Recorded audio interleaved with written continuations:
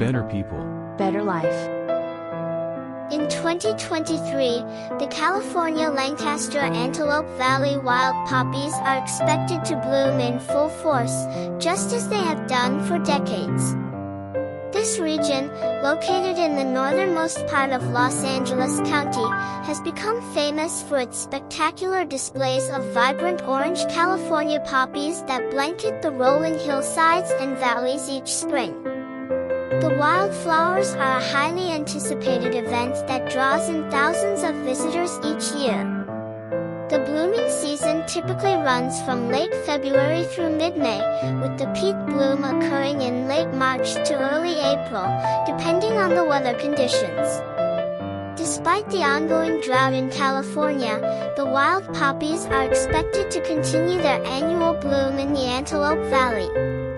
Thanks to conservation efforts, the populations of these iconic flowers have remained relatively stable, and visitors can expect to see vast fields of bright orange and yellow flowers stretching out as far as the eye can see. Visitors can enjoy the wild poppies in several ways, including hiking, picnicking, and taking scenic drives through the hillsides.